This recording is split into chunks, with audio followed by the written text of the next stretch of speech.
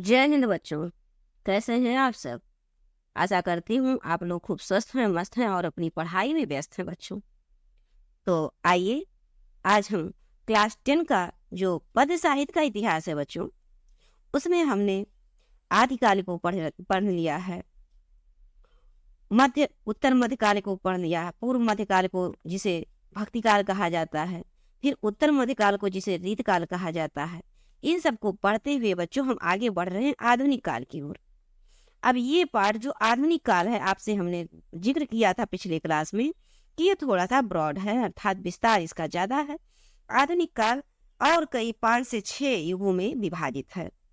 तो आपका ये आधुनिक काल है बच्चों, जो 1850 से लेकर निरंतर अब तक चल रहा है। और इसमें अलग अलग चीजें, जैसे भारतेंदु युग हो गया, देखिए यहाँ पर भारतेंदु युग हो गया, क्या कहते हैं, द्विवेदी युग हो गया, छायावादी युग हो गया, प्रगतिवादी युग हो गया, प्रयोगवादी युग हो गया और नई कविता हो गया। तो ये अलग अलग बच्चों कवि हैं और अलग अलग युगों में किन किन कवियों का योगदान रहा, क्या क्या चीजें यहाँ पर किस किस चीज का गद्य साहित्य में किस चीज का विकास हुआ, ये सब हम आगे पढ़ेंगे। तो बच्चों अब आज हम प्रारंभ करते हैं आधुनिक काल। आगे बढ़ने से पहले छोटी सी रिक्वेस्ट बच्चों, जी हाँ, आप जानते हैं कि चैनल को सब्सक्राइब अवश्य करें और वीडियो को लाइक करें और अपने फ्रेंड सर्कल में इसे शेयर करने का प्रयास करें। तो आइए बच्चों, हम पद्य साहित्य के इतिहास की ओर आगे आधुनिक काल पे बढ़ते हैं। ये बच्चों पूरे कॉन्सेंट्रेशन से इसको पढ़िए, क्योंकि यहाँ से पूरे 10 नंबर के सवाल आपकी परीक्षा में बनेंगे। 5 नंबर आपके गद्य साहित्य से और 5 नंबर आपके पद्य साहित्य से बनेंगे बच्चों। तो इसलिए आप चीजों को इम्पोर्टेंस दीजिए और इसको आप दिमाग में रखिए बच्चों। पूरे 10 नंबर का सवाल है और फ्रंट पेज पे पहला सवाल यही रहेगा आपका। आपके पेपर में पहले यही सवाल आएगा और जब पहला सवाल आप अच्छा कर पाएंगे तो बाकी सारे और सवाल बहुत ही अच्छे से आप कर पाएंगे। तो आइए बच्चों, अब हम आगे बढ़ते हैं और चलते हैं आधुनिक काल की ओर।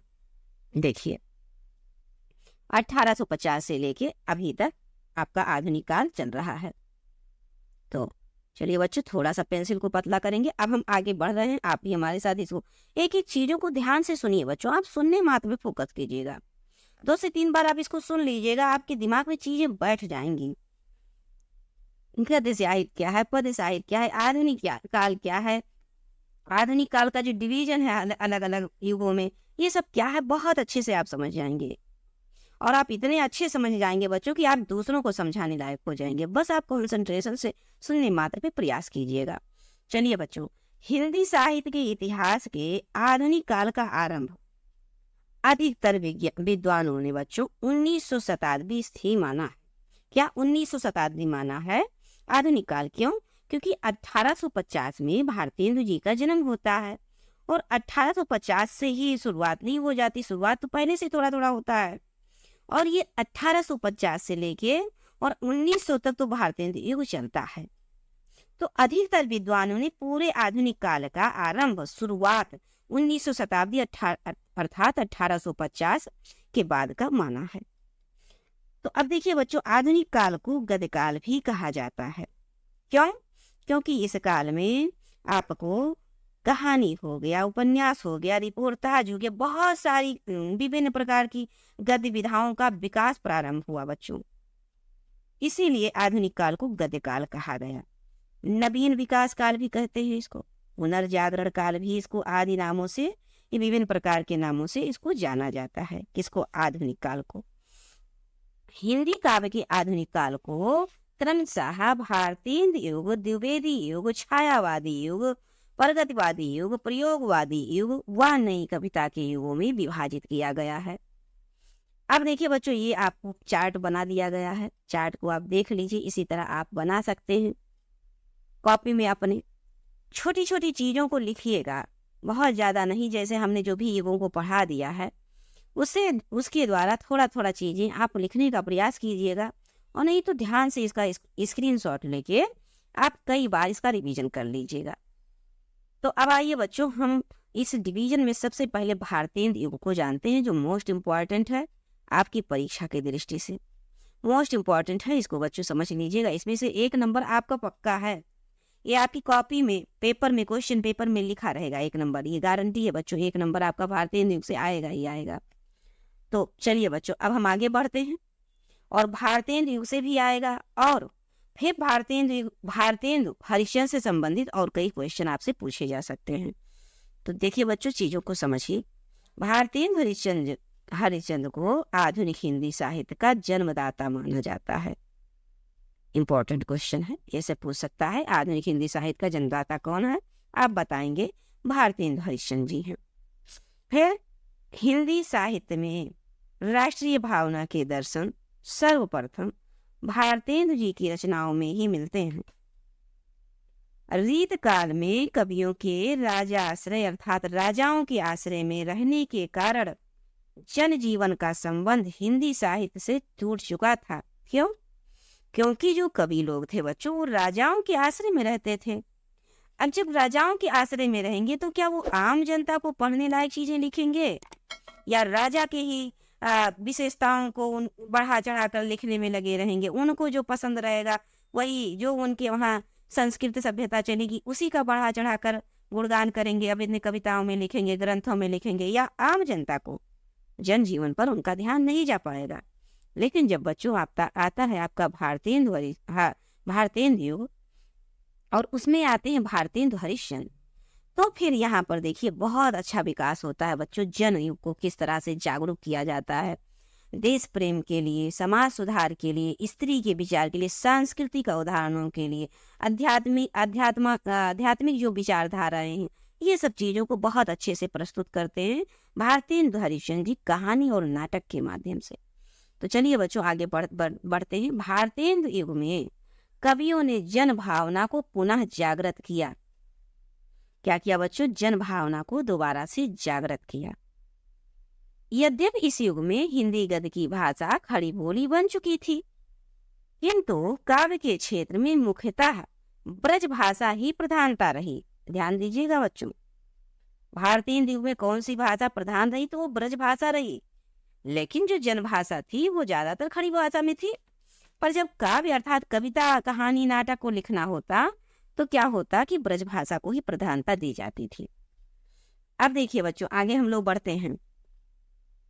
गद्य के क्षेत्र में नाटक, उपन्यास, कहानी, निबंध, आलोचना आदि विधाओं का विकास होना प्रारंभ हो गया, जिससे काव्य के क्षेत्र में स्वदेश प्रेम, समाज सुधार, प्रकृति चित्रण आदि का समावेश होने लगा। इसके मुख्य कारण थे बच्चों भारत में अंग्रेजी शासन का प्रादुर्भाव, मध्यकालीन रूढ़ियों से मुक्ति, पश्चिम से आती हुई नवीन सांस्कृतिक चेतना और नए आधुनिक विचार। चीजों को समझ पा रहे हैं बच्चों? ये जो भारतेंदु हरिश्चंद्र जी ने नाटक, उपन्यास, कहानी, निबंध ये सब के माध्यम से जो चीजों और गद्य साहित्य का विकास किए, इसमें ये सब विभिन्न विधाएं हैं, नाटक, उपन्यास, कहानी, निबंध, आलोचना।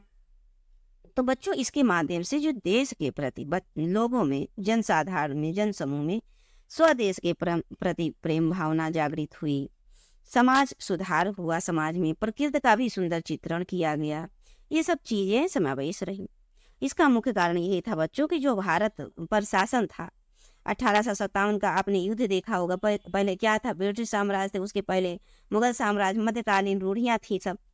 तो इस सब से मुक्ति हो गई और पश्चिम जो विदेशों से, पश्चिम देश से आने वाली जो नई नई सांस्कृतिक चेतनाएं बढ़ने लगी और जो नए आधुनिक विचारधारा बढ़ने लगे, लोग नए नए होने लगे, कवि नए नए होने लगे, तो विचारधाराएं भी अलग अलग होने लगी। अब देखिए बच्चों आपने पढ़ लिया भारतेंदु युग को। अब इनसे संबंधित क्वेश्चन पूछ लेगा कि भारतेंदु युग कब से प्रारंभ होता है, जो डीप क्वेश्चन पूछा था। आप बताएंगे 1850 से 1900 तक। कहीं कहीं पर बच्चों ध्यान दीजिएगा, कहीं कहीं पर 1868 भी मिला हुआ आपको मिलेगा। क्या? 1868।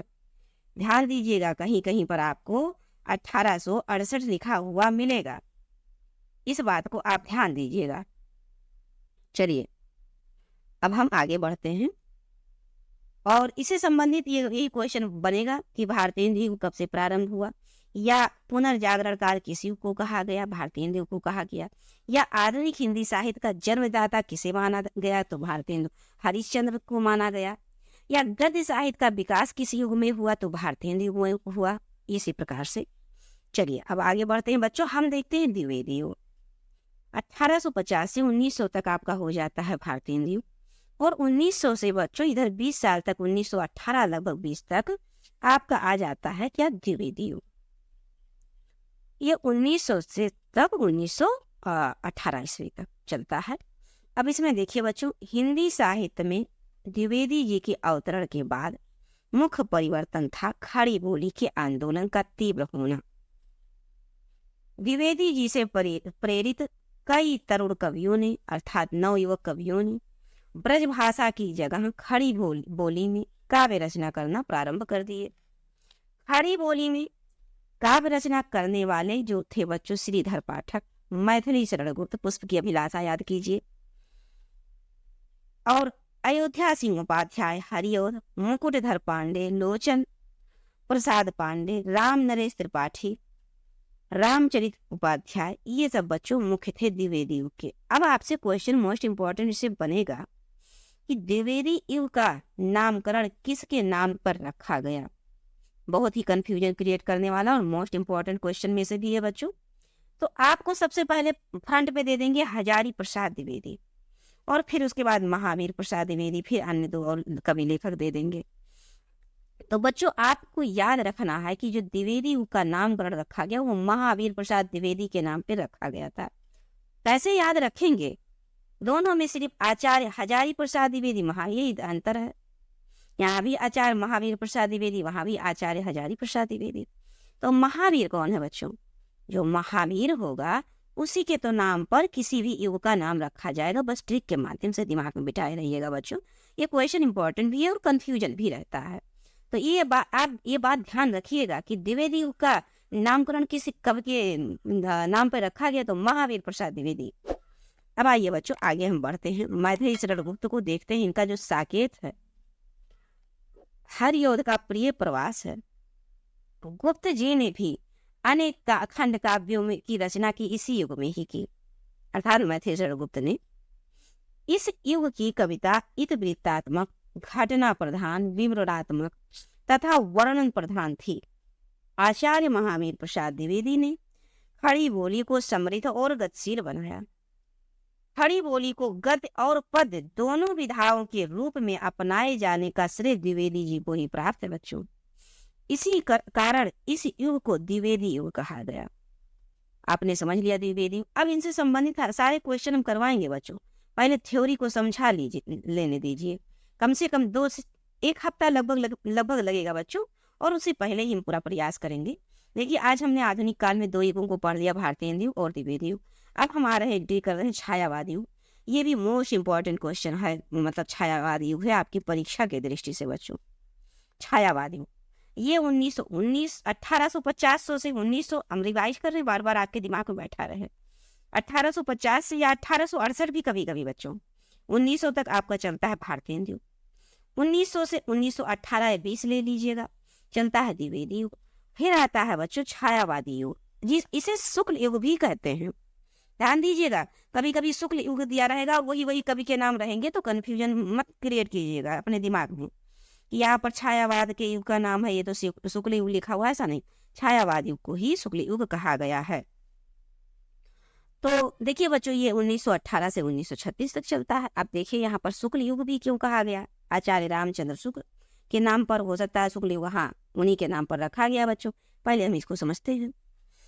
प्रकृति एवं ब्रह्मा के प्रति रहस्यमय सूक्ष्म भावों का अतिशय और भावुकतापूर्ण प्रतीकात्मक चित्रण करने वाले काव्य को छायावादी काव्य कहते हैं। तत्कालीन विदेशी शासन के अत्याचारों, नैतिकता की कठोरता से जकड़े हुए नियमों तथा आर्थिक कष्टों से उत्पन्न कवियों की उद्विग्नता और असंतोष उन्हें वर्तमान से दूर किसी काल्पनिक संसार में जाने के लिए प्रेरित करने लगा।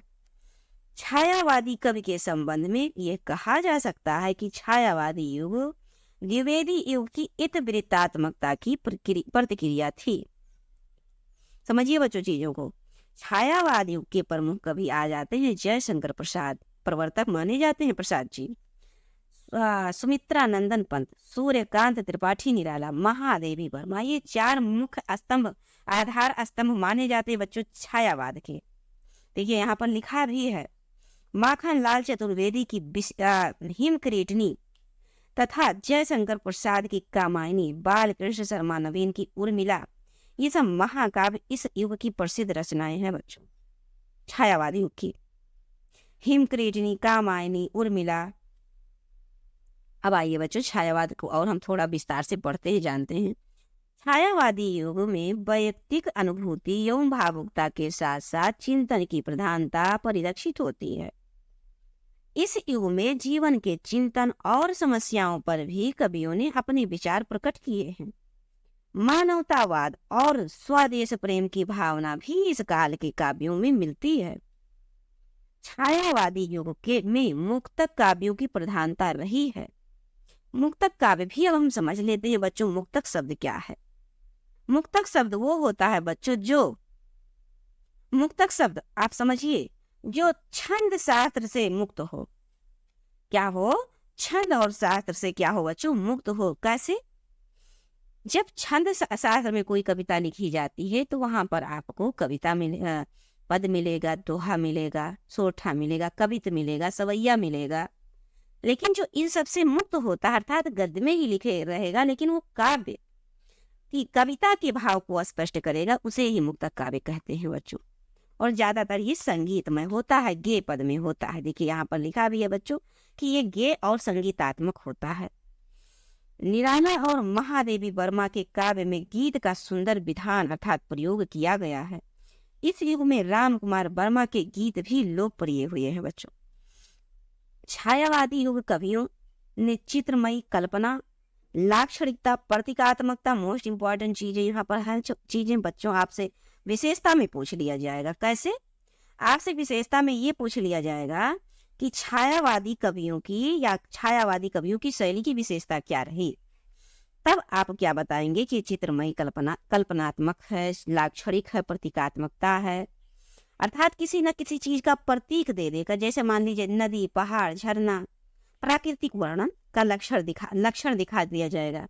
इस प्रकार की शैली को अपनाया गया छायावाद में। ऐसी शैली का प्रयोग करके उन्होंने कविता को सजीव सरस बना दिया। कैसा बना दिया? थोड़ा मतलब अच्छा बना दिया, सरस बना दिया, सुंदर बना दिया, पढ़ने में रोचक बना दिया। काव्य में भावानुकूल, भाव के अनुकूल छंदों के प्रयोग भी मिलते हैं, जिससे इन कवियों की मौलिकता प्रदर्शित होती है। छायावादी काव्य में अलंकारों का प्रयोग में भी नवीनता परिलक्षित होती है, अर्थात नए नए प्रकार के अलंकारों का भी इन्होंने प्रयोग किया है।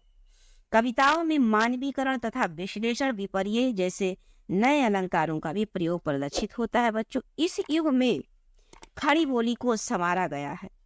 इसमें ब्रज भाषा जैसी रोचकता, सरलता, अभिव्यंजना शक्ति को भी प्रस्तुत किया गया है बच्चों, बढ़ा चढ़ाकर प्रयोग किया गया है। साथ ही प्रकृतियों ब्रह्मा के प्रति रहस्यमय सूक्ष्म भावों को भी अतिशय भावुकतापूर्ण प्रतीकात्मक चित्रण किया गया है। तो हमने 3 युगों को पढ़ लिया बच्चों। अब हम आपको नेक्स्ट क्लास में पढ़ाएंगे प्रगतिवादी युग। प्रगतिवादी आपने समझा छायावादी युग को, छायावाद में कैसे विशेषताएं हैं, तो यहाँ पर लाक्षणिकता है और चित्रमयी कल्पना है। यहाँ पर भावानुकूल छंदों का भी प्रयोग किया गया, इसलिए मौलिकता का भी प्रदर्शित होता है कवियों में, अर्थात उन्होंने छंदों का भी प्रयोग किया है। मुक्त छंद प्रधान रहा है और ये गे पदों और संगीतात्मकता में रहा है। छायावाद की विशेषता बता रहे बच्चों आपको। और 4 आधार स्तंभों को मोस्ट इंपॉर्टेंट, जिसे आप हमेशा याद रखिएगा, आपके एग्जाम में 1 नंबर का ये क्वेश्चन पकड़ लेगा। छायावाद के लिख देगा, आपको दे देगा कि निम्नलिखित में से छायावाद कवियों कौन नहीं है, निम्न में से कौन नहीं है, अर्थात 3 दिए रहेंगे, उसमें से एक किसी अन्य युग के कवि को दे देंगे। तो बच्चों हम इनको आपको ट्रिक के माध्यम से भी याद करा देंगे छायावाद की कवियों को। जैसे आप 4-5 मेन 4 आप याद कर लीजिए बच्चों, 4 याद कर लीजिए, हो गया।